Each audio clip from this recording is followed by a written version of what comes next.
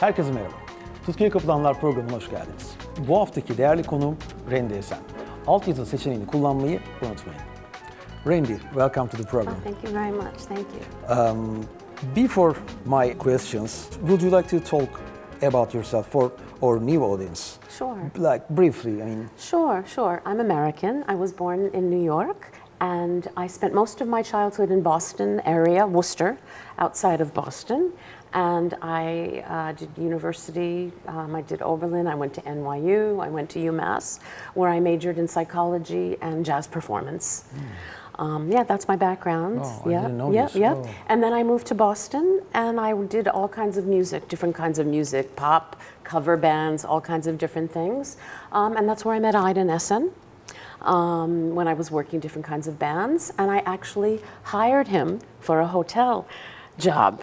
I don't know if you know that. Oh, no, I didn't know and this. John Kozlu, and changing bass players, different bass players, sometimes Turkish, sometimes French. And that's how I met Aydın. And that's when my musical world changed and exploded. Okay. And we did hotel work 6 nights a week for a couple of months. We did that twice. And then I started to work with him on his projects. And I just think there's a great story. I was trained in opera and also musical theater in New York and Oberlin. Really? Yep. Wow, but when I worked with Aydın to do his fusion project, Transfusion with Tommy Campbell, and again, changing bass players, Aydın gave me 2 weeks to lose my vibrato. He said, you've got 2 weeks to lose your vibrato. So I had to change my sound working with him, which was great. And so I decided to work with his synth sound and then Miles Davis's muted trumpet. That was kind of my goal. That was what I was trying. And then we did lots of performances, and in '87 we married. So we were in the Boston area, and then we moved to New York, where we were for a while. And then we moved to Turkey, and then we had our kids, Aykan and Cenk, who are musicians, as everybody knows. They live in London. And I'm here now. Wow. I did an EP with Aydın, an album with Aydın and Bob Moses. Trio record back in before the pandemic, let's say. 2019 2019 it came out, and then the new record that just came out, which is with my kids. Okay. Wow. So now you got lots of different information. What made you a musician? I'm talking about like how started? My parents. Okay. Easy question. Parents. The first record is dedicated to them. My parents died in 2015. My mom was very classically oriented. She loved ballet and opera. I was a dancer. I did ballet and modern for years since I was 5 till 17. I must ask, you started with playing instruments, or? Yes. First it was dance. I played guitar and piano.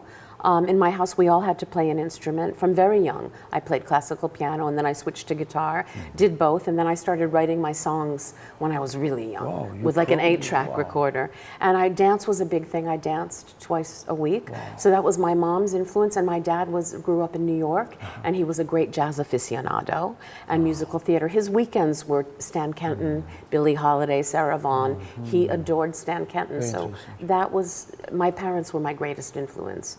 And of course, I grew up in the 70s, so incredible music. Dylan and Joni Mitchell and rock and, classical rock, everything. James Taylor, everybody. I mean, music was huge. Do you still feel, your previously talent or previously stuff? It's all there. It's all there. It never leaves. It never leaves. I still try to find that childlike spark. Especially when performing, on stage, I really seem to channel it. I can feel it. During the pandemic, I watched a lot of opera. I watched a lot of ballet, and it all kind of came back because I'm in awe of that discipline of opera, classical ballet, modern dance. Yeah, it's very important to me. It's very much a part of it. But the childhood thing is very important to me. Great question, by the way. I like the question. Also, you were a Psychology. Psychology. That was my degree from University of Massachusetts. And I worked with adolescents, disturbed adolescents. That's very interesting. For 7-8 years, very seriously. And I was actually going to think about doing my doctorate and becoming a therapist. But a very good friend of mine at Oberlin, an electronic musician, said to me, teach voice, be a singer, because you're going to do counseling and therapy anyway naturally, because that's who you are. Don't get your degree in psychology, do music. And I'll always remember that. Use psychology for, I mean, when you do your job, when you... Lessons. My lessons are half therapy or support. Yeah, because as a teacher, which I didn't even mention how I've been teaching since, I didn't even mention that, so sorry, in the brief bio of myself.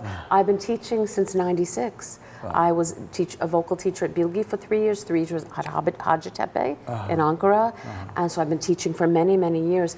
But for me, the whole key to teaching and being a good teacher is developing a personal relationship. And with singers, you have to do a lot of support, a lot of listening, a lot of love, a lot of giving and taking. So the psychology is absolutely there, 1,000%. Yeah, most huge. important thing for art, I think so. I watched your performance with Aydın. You know, Eren Gümrükçoğlu. Yeah. Eren actually, he showed me Aydın's concert in '84. Wow, million 84.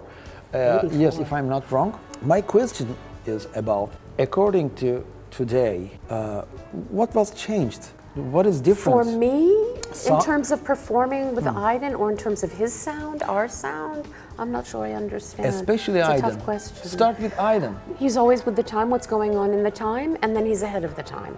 So you always have that. So he reflects what's going on in the time, and then he's ahead of that. He's with what's happening in music all the time, but adding his Aydın Esen touches. It's just his landscape, his Aydın Esen landscape that's so rich and so full, and that is constantly evolving. I wish I could explain it on a more technical level. No technical actually. My question is about positively and negatively. It's like today is better than 84, 18 years? I never think in those terms. Never. I never think good, bad, better. It just is what it is. It's evolved. Of course, right now I like it better because it's of the time. It's the music I can relate to. I'm a much better musician than I was. Back then I was guessing a lot and just using my ear. I got away with a lot because I was just going by my natural ear, but I've become more of a musician. I understand what's going on more. I read the music. Again, not as much as I would like. So for me, it's a better experience because my music fundamentals are more together. But of course, for me, right now in the sound we're in, of course it's better now. Because but Aydın has always been amazing. It doesn't matter. Okay. I mean, I can't even use words. I mean, do you prefer to sing song from the beginning? Yes. Okay. No editing or? No. If something, I mean, of course we did some edits. No, I'm a live singer. But we did, of course, a lot of comping. You know, I'll go to the control room and I'll be, oh my God, do something. Sounds awful. Oh my God. Like one day I couldn't sing one track over and over and over. I just said, forget it. I'm giving up. I'm not doing it. But then they calmed me down. 2 days later, I came back and did it right. No, all the way through for me, for the most part. But I don't like to do a lot of takes, though. Wow. I don't like a lot of takes. You released just a new album, Not Alone. Yeah. My first question is, what does it come from? You know, I mean, what's the meaning of not alone? I mean, you are saying to someone, or you are not alone. Who is not alone? Or please explain if you can, if you want. Of course, it's very easy. For audience. Yeah, for the audience. I mean, not alone. We're kind of playing with that concept. I was actually going through a little tough time. It was during the pandemic, or right before the pandemic, I think. And I actually was on the street, waiting for a taxi, and I had wanted to start to write like intervallically. To do something more interesting, not just from words or like A minor or D minor, something more interesting. And a friend had said to me, I was feeling very lonely. And I said, I don't know, I just feel so lonely, we're all so alone.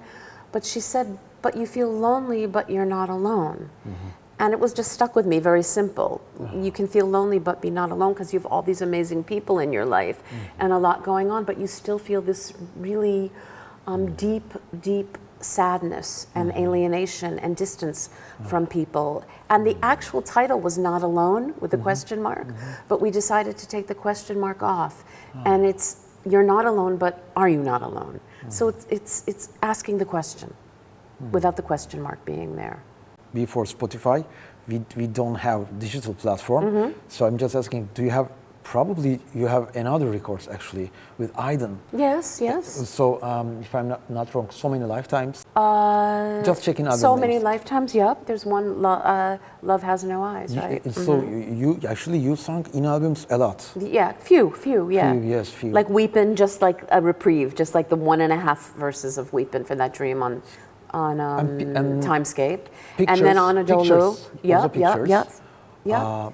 1 or 2 on most of his records, not all of them. Yeah, sometimes with words, sometimes without words. I always wrote words for his melodies, and the words come so easily because his melodies are so beautiful and so evocative of so many emotions. They just fly off the pen with his melodies, the lyrics. How was your last album progress? I mean, how was your expectations? I mean, honestly, what happened? Yeah, no, great. Well, first of all, my younger son, Cenk, produced it. That's the first thing. Okay. So this was a project that came during the pandemic. I was working with Kerem Can Dündar, a fantastic young guitarist who's friends with Cenk, very good friends with him, and I loved his intervallic sense, his musicianship, his landscape. And we started this duo project together. And then, we did some of my original songs. A lot of them I wrote during the pandemic. And then we brought Cenk into it. Cenk was in London, and we brought Cenk into it, and it evolved. We did a few concerts here or there. And then we decided we should record it. I wanted to record my original songs, all my original songs, except for the Joni Mitchell cover. And that's how it happened. And then I decided, I had so many songs, but we chose these songs, and I gave one, Just Losing, to Icon. So Icon completely arranged and produced that, Just Losing. It's very electronically based, very heavy. And I wanted a lot of guests. I wanted a lot of guest artists. Would you like to talk about your guest? Sure, of course, Elif Çağlar on the title track. She's amazing. She was my student at Bilgi, but we're very, very close friends. She's a sister, cousin, aunt, mentor, friend. I adore her. She knows my voice probably better than anyone on the planet. And I wanted a give and take with our two voices. On the Not Alone track, we're also talking about inner turmoil, inner torment, how we're all searching for grace and light and hope in our lives, but we're struggling with the angst, with the depression, with the alienation, and I wanted her to represent the light, the hope, the grace, because that's what she is for me in my life. Great. And she's an amazing musician and a great singer.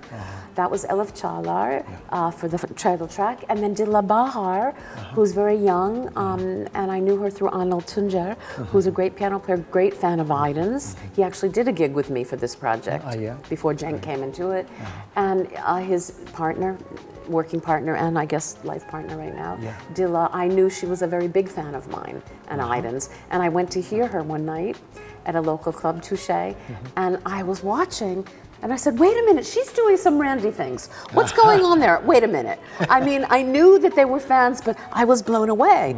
And then I said, you know what, I'm gonna ask her as a fan to sing a couple lines on my record.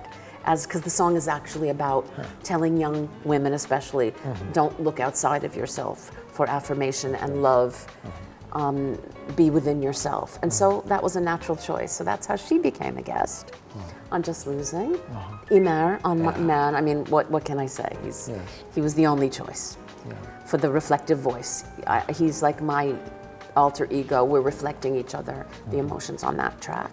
I mean, there's nobody else for me but Imer Demirer. Amazing trumpet player, and also pretty close with Aydın. And then I did one at the piano by myself. And then I really love Şamil Oymak. He's a great rapper, and he's also a good friend, part of our family. I wanted to sing in Turkish for the last song, but I can't yet. So I wanted some really aggressive, rough, angry, edgy, non-Randy type singing on it. And I wanted a man and a woman. Cenk and I arranged that track together. So I shared my concept, my lyrics with Çalkaya, who's the woman singing, who I also really love. I'm really a fan of hers. And we talked about the concept, and then she spoke with Şamil, and they did the words together, the Turkish rap. Yeah. And I also should have said that Cenk arranged Not Alone. He did all the, Elif does choral lines, and Cenk had written all those lines for her in the first piece, by the way. Aydın played all tracks. No. And which tracks Aydın played? Borrowed Time is Aydın. Borrowed time is Aiden, all Aiden. Basically, I gave him this little song I had been working on since 2015, and I said, "Here, honey, do something with it." And 10 minutes later, you have it. And then he arranged. It's all him and his toys, and in the living room, everything done, all the data. What's gonna be next after this album? Any project or anything? Well, we have 5 more tracks that we recorded 10 tracks. So we have 5 more tracks. We have Erman Direkman on 2. Yes. We actually have one with Kenan Doğulu singing and Bade and Elif Çağlar and me doing background vocals, more of a kind of R&B thing. Okay. We'd probably put these out as the Erman tracks together as 2. Next. And Kenan's tune, and then there's a nice duo track with me and Kerem Can. Wow. And I think that we'll put those out later. That's better. And that's it. That's as far as I go. And then maybe just, that's it. Wow, I a think lot of things. Yeah, great. because we recorded 10 tracks, actually. From your side, how is audience? Did you feel about their changing? Or people still listen music like 80 years, because 90 years, in 19th, 18th?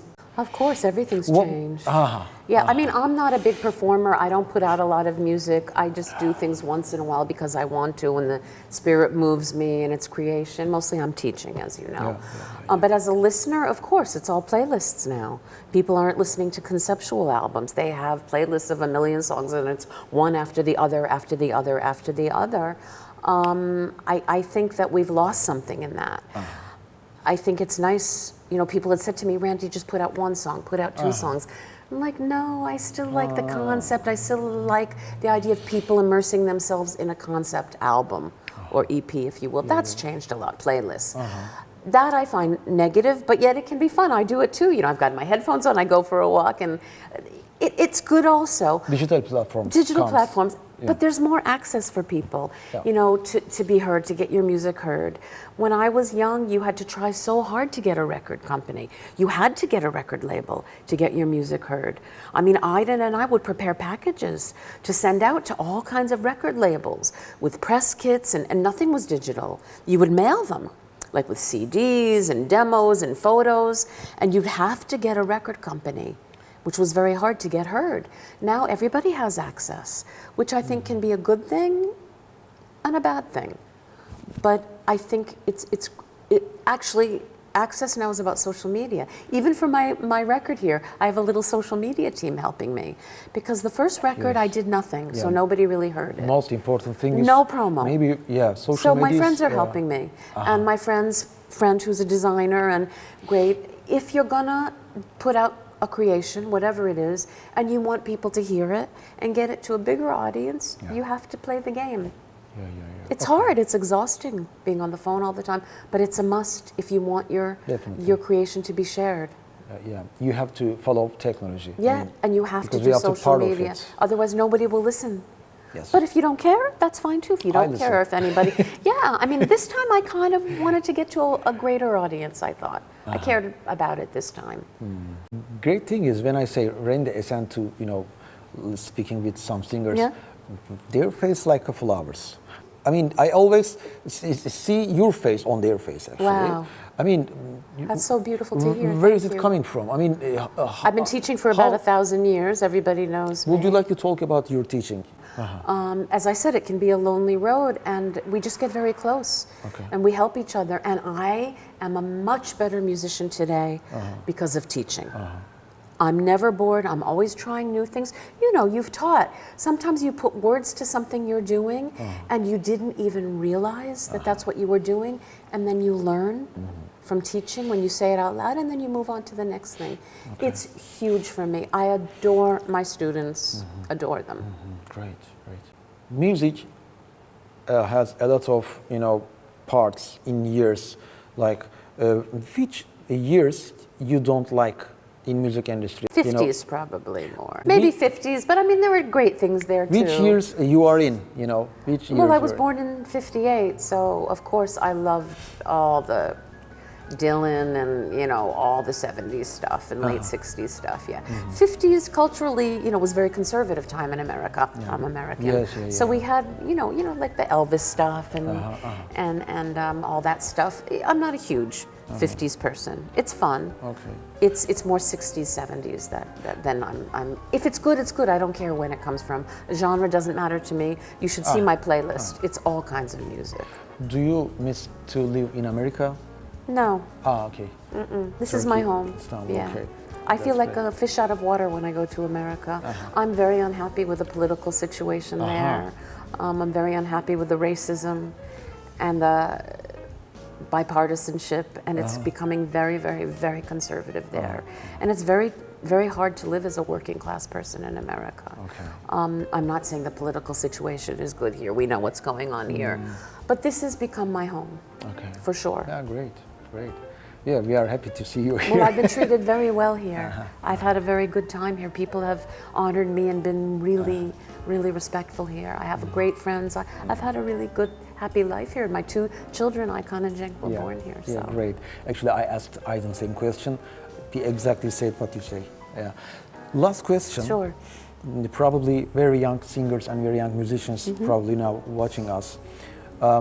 If you have to, suggest something about music or being artist, if you have to tell only one word.